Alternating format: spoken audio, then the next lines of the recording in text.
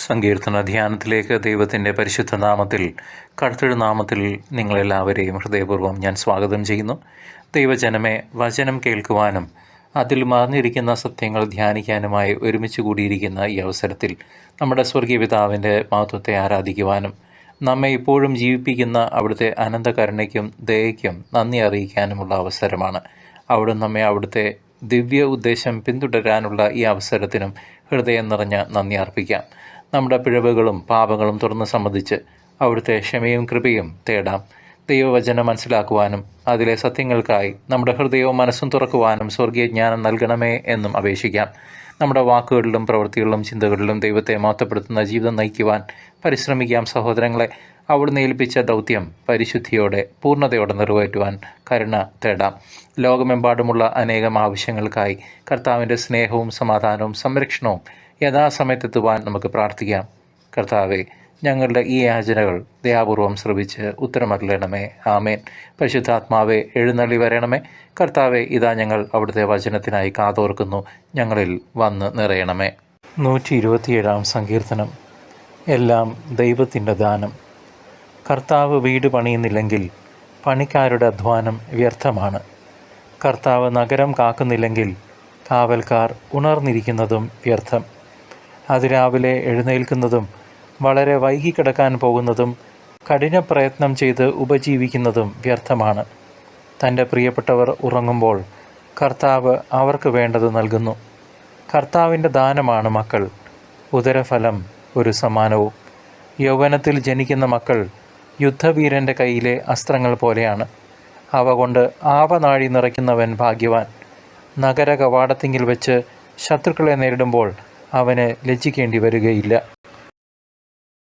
ദൈവജനമേ, സങ്കീർത്തനം 127 അധ്യായം നമ്മുടെ ഭവനങ്ങളുടെയും കുടുംബങ്ങളുടെയും അസ്ഥിവാരങ്ങളെക്കുറിച്ച് നമ്മെ വളരെ ചിന്തിപ്പിക്കുന്ന മനോഹരമായ ഒരു സങ്കീർത്തന ഭാഗമാണ്. കർത്താവ് ഭവനം പണിയാതിരുന്നാൽ പണിയുന്നവരുടെ അധ്വാനം വ്യർത്ഥം. കർത്താവ് നഗരം കാക്കാതിരുന്നാൽ കാവൽക്കാരൻ്റെ ജാഗ്രത വ്യർത്ഥം എന്ന വചനം നമ്മുടെ സകല പ്രവൃത്തികളുടെയും കേന്ദ്രത്തിൽ ദൈവമുണ്ടായിരിക്കേണ്ടതിന് അനിവാര്യത വിളിച്ചോതുന്നു. നാം നമ്മുടെ ജീവിതം കെട്ടിപ്പടുക്കുന്നത് സ്വന്തം കഴിവുകൊണ്ടാണ്, സ്വന്തം ശക്തി കൊണ്ടാണെന്ന് അഹങ്കരിക്കാമെങ്കിലും ദൈവാനുഗ്രഹമില്ലാതെ ഒന്നും പൂർണ്ണതയിലെത്തുകയില്ല. അവിടുത്തെ കൃപയില്ലാതെ നാം നടത്തുന്ന സകല ശ്രമങ്ങളും അർത്ഥശൂന്യമാണ്. അത് പരാജയത്തിലേക്ക് നയിക്കൂ. സഹോദരങ്ങളെ, ഈ സങ്കീർത്തനത്തിൻ്റെ പശ്ചാത്തലം ഇസ്രായേൽ ജനതയുടെ ജീവിതവുമായി ബന്ധപ്പെട്ടതാണ്. സോളമൻ രാജാവാണ് ഇത് എഴുതിയെന്നാണ് പൊതുവെ കരുതപ്പെടുന്നത്. ദേവാലയം പണിയുന്നതിൻ്റെ മഹത്തായ ദൗത്യവും ഒരു രാജ്യം ഭരിക്കുന്നതിൻ്റെ ഉത്തരവാദിത്വവും കുടുംബം പരിപാലിക്കുന്നതിൻ്റെ പ്രാധാന്യവും ഒരുപോലെ തിരിച്ചറിഞ്ഞ വ്യക്തിയായിരുന്നു അദ്ദേഹം. യെരുശലേം നഗരത്തിൻ്റെ കാവൽക്കാരനായിരുന്ന രാജാവ് തൻ്റെ എല്ലാ കഴിവിനുമപ്പുറം ദൈവത്തിൻ്റെ സംരക്ഷണവും സഹായവും ആവശ്യമാണെന്ന് മനസ്സിലാക്കി. യുദ്ധങ്ങളും നിരന്തരമായ ഭീഷണികളും നിറഞ്ഞ ആ കാലഘട്ടത്തിൽ മനുഷ്യൻ്റെ ജാഗ്രതയ്ക്കും അധ്വാനത്തിനും പരിമിതികളുണ്ടെന്നും യഥാർത്ഥ സമാധാനവും സുരക്ഷിതത്വവും ദൈവത്തിൽ നിന്ന് മാത്രമേ ലഭിക്കൂ എന്നും ഈ സങ്കീർത്തനം അവരെ ഓർമ്മിപ്പിച്ചു. ഇന്നത്തെ ആധുനിക ലോകത്തിലും ഈ വചനങ്ങൾ വളരെ പ്രസക്തമാണ്. നഗരങ്ങളിൽ വലിയ ഫ്ലാറ്റുകളും സുരക്ഷാ സംവിധാനങ്ങളുമുള്ള വീടുകൾ പണിയുന്ന നാം അതിനായി രാപകൽ അധ്വാനിക്കുന്നു. മികച്ച വിദ്യാഭ്യാസവും ജോലിയും മക്കൾക്ക് നൽകാൻ നാം അങ്ങോട്ടുമിങ്ങോട്ടും ഓടി നടക്കുന്നു. എന്നാൽ ഈ ഓട്ടത്തിനൊക്കെ ഇടയിൽ പലപ്പോഴും നാം ദൈവത്തെ പാടെ മറക്കുന്നു. നമ്മുടെ ഭവനങ്ങളിൽ പ്രാർത്ഥന കുറയുന്നു.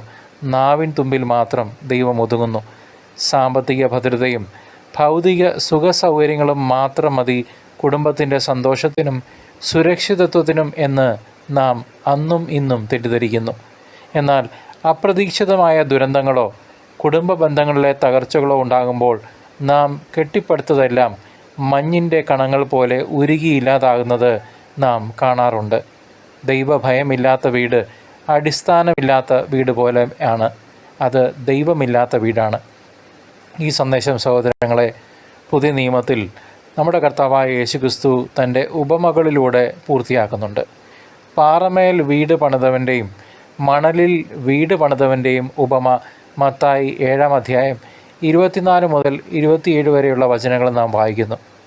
യേശുവിൻ്റെ വചനങ്ങൾ കേട്ട് അതനുസരിച്ച് ജീവിക്കുന്നവൻ പാറമേൽ വീട് പണിയുന്നവന് തുല്യനാണ്. ജീവിതത്തിലെ കൊടുങ്കാറ്റുകളിലും പ്രയാസങ്ങളിലും ആ വീട് തകർന്നു പോവുകയില്ല. യേശുക്രിസ്തുവിൻ്റെ ജീവിതവും പഠിപ്പിക്കലുകളും ദൈവത്തെ കേന്ദ്രീകരിച്ചുള്ള ജീവിതത്തിൻ്റെ പ്രാധാന്യം നമ്മെ പഠിപ്പിക്കുന്നു. അവിടുന്ന് നമ്മെ വീണ്ടും ഓർമ്മിപ്പിക്കുന്നു, നിങ്ങൾക്ക് എന്നെ കൂടാതെ ഒന്നും ചെയ്യാൻ സാധിക്കുകയില്ല എന്ന്. യോഹന്നാൻ 15:5. സഹോദരങ്ങളെ, നമ്മുടെ കുടുംബജീവിതം, തൊഴിൽ, സഭാമേഖലയിലെ ശുശ്രൂഷകൾ എല്ലാം തന്നെ അവിടുത്തെ കൃപയിൽ അധിഷ്ഠിതമാകണം. ഈ സങ്കീർത്തനവും മറ്റ് സങ്കീർത്തന ഭാഗം പോലെ യേശുവിൻ്റെ പഠിപ്പിക്കലുകളും ഇന്നത്തെ ക്രൈസ്തവ ജീവിതത്തിന് വ്യക്തമായ നല്ല പാഠങ്ങൾ നമുക്ക് നൽകുന്നുണ്ട്. ഒന്നാമതായി, നമ്മുടെ അധ്വാനത്തെ ദൈവകരങ്ങളിൽ സമർപ്പിക്കുക. രണ്ടാമതായി, കുടുംബ പ്രാർത്ഥനയ്ക്കും ദൈവവചന ധ്യാനത്തിനും നമ്മുടെ ഭവനങ്ങളിൽ പ്രാധാന്യം നൽകുക. മക്കൾ കർത്താവിൻ്റെ ദാനമാണെന്നും അവരെ ദൈവഭയത്തിൽ ദൈവത്തിനു വേണ്ടി വളർത്തണമെന്നും നാം ഓർക്കണം. നമ്മുടെ ഓരോ പ്രവൃത്തിയും ദൈവ മഹത്വത്തിനായിരിക്കട്ടെ.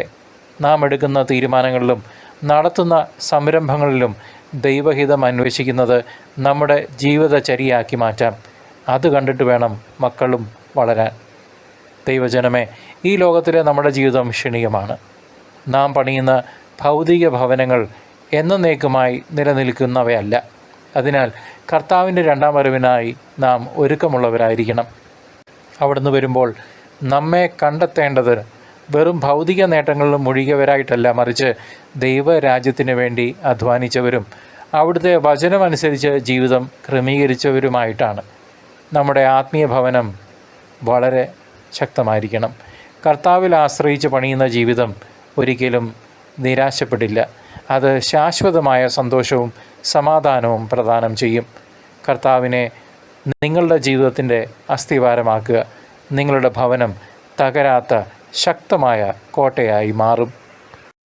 കർത്താവെ, ഇന്ന് ഞങ്ങൾക്കായി ഒരുക്കിയ വചനത്തിനും അതിലൂടെ നൽകിയ ആഴമുള്ള ബോധ്യത്തിനും അടിയങ്ങൾ ഹൃദയം നിറഞ്ഞ നന്ദി പറയുന്നു. ഈ ധ്യാന സമയത്തിനായി കർത്താവെ ഞങ്ങൾ അങ്ങയെ സ്തുതിക്കുന്നു, ആരാധിക്കുന്നു. പരിശുദ്ധാത്മാവെ, ദിവ്യദാനങ്ങളാൽ ഞങ്ങളെ സമ്പന്നരാക്കണമേ. ദൈവവചനത്തിന് അനുസരിച്ച് വിശുദ്ധവും കർത്താവിന് പ്രസാദകരവുമായ ജീവിതം നയിക്കുവാൻ ഞങ്ങൾക്ക് ശക്തിയും ധൈര്യവും നൽകണമേ. പിതാവെ, ഞങ്ങൾക്ക് ലഭിച്ച ഈ ജീവനും അനുഗ്രഹങ്ങൾക്കും സംരക്ഷണത്തിനും ഞങ്ങളുടെ കുടുംബത്തിനും കർത്താവെ നന്ദി പറയുന്നു. ഞങ്ങളുടെ പ്രാർത്ഥനകൾ ദയാപൂർവം ശ്രവിച്ച് ഞങ്ങളുടെ യാചനകൾക്ക് ഉത്തരം അരുളണമേ. കർത്താവെ, അങ്ങയുടെ മഹിമയുള്ള രണ്ടാം വരവിനായി കാത്തിരിക്കുന്ന ഈ നിമിഷങ്ങളിൽ, ഈ കാലഘട്ടത്തിൽ ഞങ്ങളുടെ ശരീരവും മനസ്സും ആത്മാവും അങ്ങയുടെ പരിശുദ്ധ ഇഷ്ടത്തിനനുസരിച്ച് രൂപപ്പെടുവാൻ ഞങ്ങളെ ഒരുക്കണമേ. ഞങ്ങളെയും ചുറ്റുമുള്ളവരെയും അങ്ങയുടെ കൃപയാൽ നിറച്ച് അങ്ങയുടെ സ്നേഹത്തിൻ്റെയും നീതിയുടെയും ജീവസാക്ഷികളായി, സത്യസാക്ഷികളായി ഞങ്ങളെ മാറ്റണമേ. യേശുക്രിസ്തുവിൻ്റെ മഹത്വമുള്ള നാമത്തിൽ പിതാവെ ഞങ്ങൾ അപേക്ഷിക്കുന്നു. ഞങ്ങളുടെ യാചനകൾ കേട്ടറിയണമേ. ആമേൻ.